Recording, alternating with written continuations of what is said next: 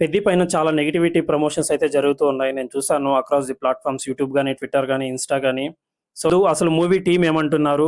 వాళ్ళు ఎలా రెస్పాండ్ అయ్యారు? ఇంటర్వ్యూస్‌లో వాళ్ళేం విషయాలు చెప్పారనేది మీరు ఈ క్లిప్ ద్వారా తెలుసుకోండి. It's gonna be one of the bigger films of not just this year, I would say last 5 years.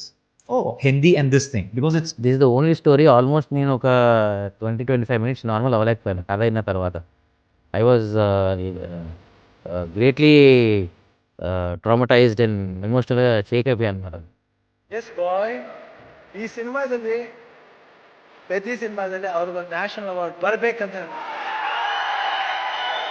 It's elevated my song to another level. And dance has made the song come alive. ఏంట్రా ఇది? వాళ్ళేమో వీడికి buildup ఇస్తున్నారు, వీడేమో వాళ్ళకి buildup ఇస్తున్నారు.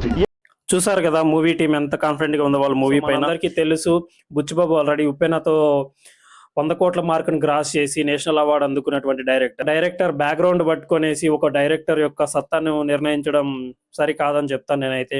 Saaho director Sujeeth 'run Raja run' movie తీసిన తను ఒక పెద్ద 'బాహుబలి' లాంటి మూవీ తరువాత 'ప్రభాస్‌ని' పెట్టి 'సాహో' లాంటి కమర్షియల్ మూవీ అలాంటి మూవీ తీస్తాడని ఎవరైనా ఎక్స్‌పెక్ట్ చేశారా?